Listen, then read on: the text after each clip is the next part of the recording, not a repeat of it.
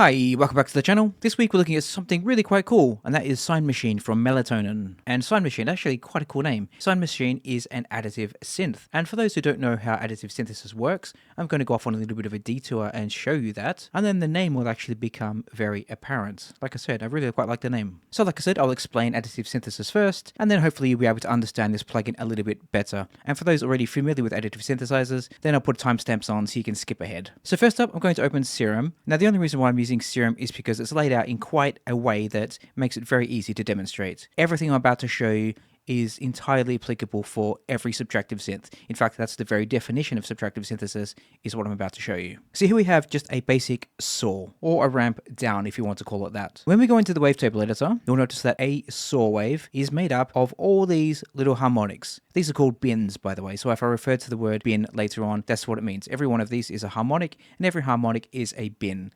This is the fundamental, and then this is the second harmonic. Now each one of these bins, each one of these harmonics is 50%, and I say this for a saw wave, each one of these bins is 50% the volume or the amplitude of the previous bin. And this goes on for infinity essentially. In fact, mathematically it is infinite, but obviously when you're designing a synth you need to draw the line somewhere, and usually this is capped at 500 or 1000 or somewhere around there. It's in the thousands anyway. So with subtractive synthesis, we start with this, we start with a saw wave, and then we use a filter to carve off bits we don't want. So essentially think of it as you're building a statue. There are two ways to build the statue. You can start with a big block of marble or whatever you're building it from, and you can chip away and gradually get it down to the statue of David, for example. Or the other way you could go about it is starting from absolutely nothing and adding little bits until you get to the same result. Now technically it is entirely possible that you do come to the exact same result, but because it's a different way of working, in reality you kind of diverge at some point, and each method comes up with a completely different result. And that's why it's great to have both additive and subtractive synths in your palette essentially. If we look at these bins then, each one of these is a sine. So if we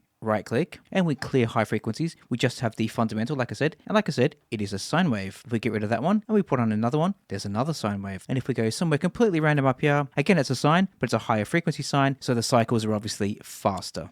But every one of these thousands of harmonics that I enter is always going to be a sine. So additive synths start with nothing, starts with literally this, and then you plug in your sine waves, your harmonics, to get back to how you wanted. So like I said, if you got it exactly perfect, you could enter all these, and then you'd get back to the saw wave that we had initially. Let's undo this, however, and we'll go back to where we started, which is our perfect saw wave.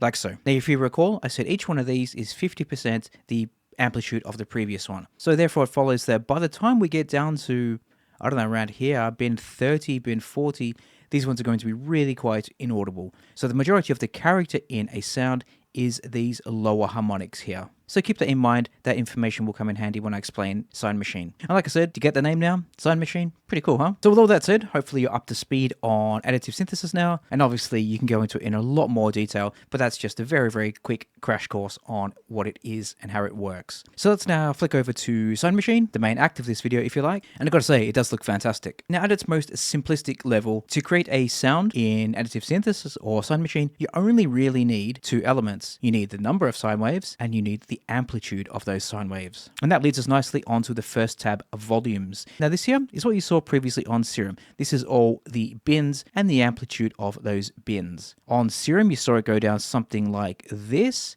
That would create our saw. However, Sine Machine has taken a significant departure from the norm with this. So instead of creating a saw like this with a downward slope, essentially a logarithmic slope. It's not technically a logarithmic slope, but I'm going to call it that, so shoot me in the comments. Instead of using a logarithmic slope, all of these bins are normalized. So when they're at the maximum, when they're normalized, that is the saw wave that we saw earlier. So don't get confused by that. That's a key departure, like I said. The other significant departure from additive synths is the number of bins. So here, there are only 36 bins. And if you recall, I said the lower ones, the lower 30 or 40 odd, they're the ones that create the majority of the sound. When you get above that, you can't really hear it and it doesn't really impact the sound. So Sudara at Melatonin has taken the quite pragmatic decision to only include the lower 36. And actually there's a little bit of a trick that I'll come on to later to kind of not really overcome that, but how the plugin overcomes that. Really quite cool. And in fact, let's just demonstrate that. So if we click on this little question mark, then we go down to here, and then we look at the harmonic volume of bin 36, that is minus 31.1 dB. So unless you're a bat or dog technically, then you're not going to hear anything past that. And like I said, the benefit of removing the ones above, it makes it so so much easier to program. Like, dare I say, infinitely easier to program. Like I said a few moments ago, there's a little trick to overcome this, and that is if you do a little curve like this and you stop halfway, Sine Machine knows that you're drawing this ramp and it will continue on this ramp indefinitely. Really quite cool. And similarly, if you do something like this, I need to stop halfway.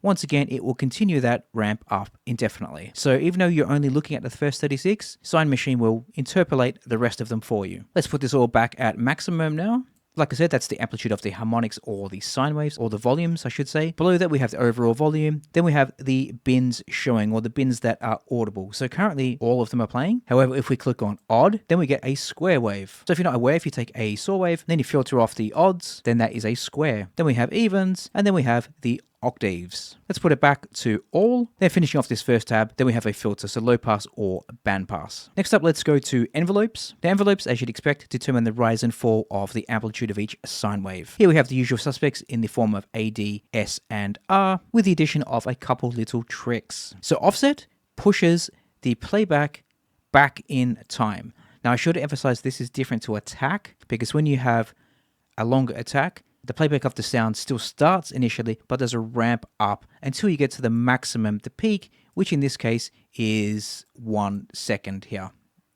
Offset, however, doesn't do anything until you reach this. So if we put this to 1 and 2, then what would happen is be silence until 1 second, and then it would ramp up from 1 second. The playback would start at 1 second, and then be fully at its peak at the 2-minute 31 stage. However, the offset takes the form of this curve here. So in this case, the lower frequencies are starting immediately, and then the higher frequencies, so this one here is at 1 second. So you can obviously match this 1 second to that 1 second. Now that is determined by this cool little guy here. So at the moment, we're going from low to high. We can go from high to low. We can go inside out or outside in. We can then change the curve.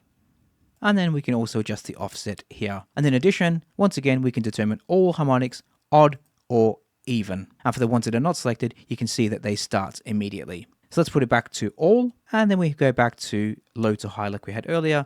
And not that it matters in the sound, but you do get some quite pretty pitches going on. I really love it. Now, in addition to the ADSR, we also have a hold parameter. Now, hold is not where you'd usually find it. Usually you'd find hold after the decay stage.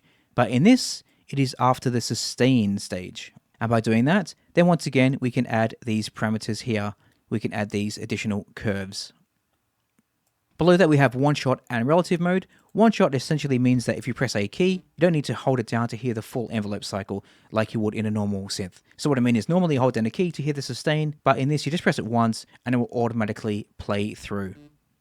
So let's adjust some of the envelopes. Attack, offset will put down, attack we'll leave there, decay can be quite long, sustain can be at maximum, and hold, let's leave it there, and release also. And if we press a key now, I let it go a long time ago, and you can hear it still ringing out because one shot is enabled. Let's turn that off. And if we move on to relative mode essentially means applying further modulation on top of what you've already done. So this allows for additional envelope curves to be applied relative to the ones you've already entered, if that makes sense. So not erasing them and starting again, but applying them in addition. Let's now move on to tremolo and vibrato, which is labeled pitch in this. And for people familiar with these terms, these two sections should be quite self-explanatory. But for those who don't, they're essentially modulation over time, with trem being modulation of amplitude or volume over time, and pitch being, well, modulation of pitch over time. Now, in the interest of time, I'm going to skip over these two, because otherwise the video would be an hour long. What I really want to get to is listening to it, which is what you want to hear, I know. If you want more info on these in the meantime though, I really recommend watching Sudara's videos on the Melatonin channel. They're fantastic videos. I'll leave a link for those in the description. Moving on to the final tab, voices. As it would imply, this is where you determine the number of voices and the behavior of those voices. So stereo spread, stereo placement, things like that. There's also an incredibly cool additive reverb, which I'd never heard before, and it sounds absolutely fantastic. And just like with tremolo and pitch, even though we didn't look at them, we can determine what harmonics this applies to, and we can also draw in a shape should we wish. So here we just have the fundamental and the higher frequencies, or we can go inverse and just have the middles if we want. So obviously I've gone through this incredibly fast and there's a lot I didn't cover, but like I said, have a look at Sudara's videos. I'll put a link to those. But let's stop talking and let's have a listen to it.